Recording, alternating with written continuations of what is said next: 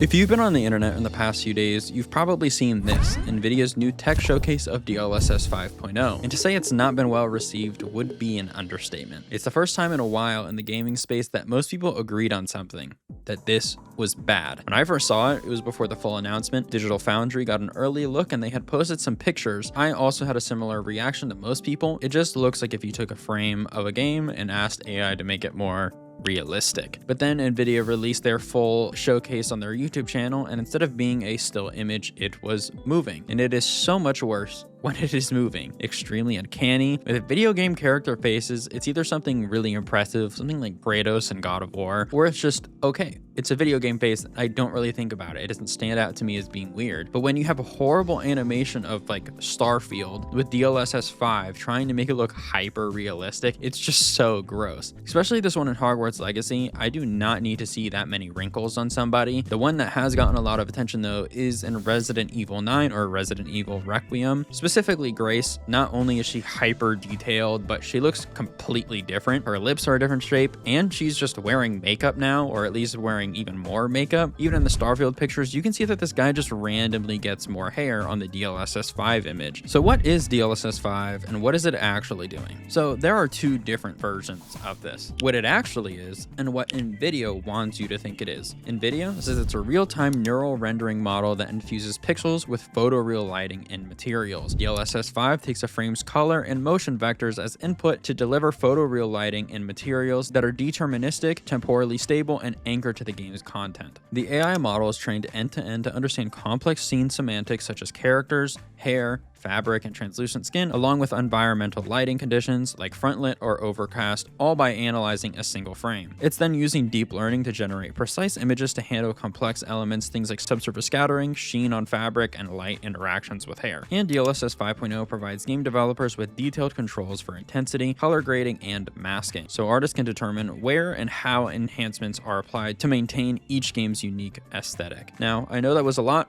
but I want it to be very clear what NVIDIA is saying that this is. NVIDIA makes it seem like it has a lot more involvement with the game itself, mentioning things like lighting and subsurface scattering, which is part of the game's lighting, the model shaders and textures. Games are 3D, but what you are looking at, since it's on a screen, is 2D. And when I first read this article, I didn't know whether or not it was having access to the 3D geometry of the game, and things like texture information, which it does not. In the article, it exposes what it's actually doing, where it says it's analyzing a single frame. Daniel Owen, another YouTuber, made his own opinions on DLSS 5. After that, an employee at NVIDIA wanted to answer some questions that Daniel Owen had, basically confirming that the DLSS 5 model is using motion vectors on top of the 2D frame to basically just put whatever the DLSS 5 model generated on top of that frame. And it's definitely a lot worse on faces just because most of them are so uncanny. Most of the environments don't look great either, at least they don't really look better. In the Assassin's Creed Shadows showcase, it's really just shooting up the contrast and it's just overly bright. You don't actually need to change the lighting in a game to change how a game looks. A LUT or changing the color grading can get a similar effect to how some of these effects and changes look. On top of it looking not so great most of the time, there are also a handful of other issues. For one, artist intent, which is a very big one. How well can this accurately represent what the artist wanted, if at all? I know that they have control, but all the artists have is changing color grading and intensity slider and masking, which also would just add a lot more time in development to make this even look acceptable. It also makes all of these different games look similar because it's just a general model made to enhance realism instead of enhancing the already existing art style. Also, a big thing for me is consistency. One of generative AI's biggest issues is how inconsistent it is. And there's two types of inconsistencies happening, one between the AI frames and two what the original model was supposed to look like. And then the third issue is the performance cost. The demo that NVIDIA was showing was running on two 5090s, which are currently around $3,000 to $4,000+. One to run the game and the other to run the AI model separately. Now, they did say they have it running on one 5090, and this still has a decent amount of time till it releases later in the fall. I can tell you this now, you cannot run this on anything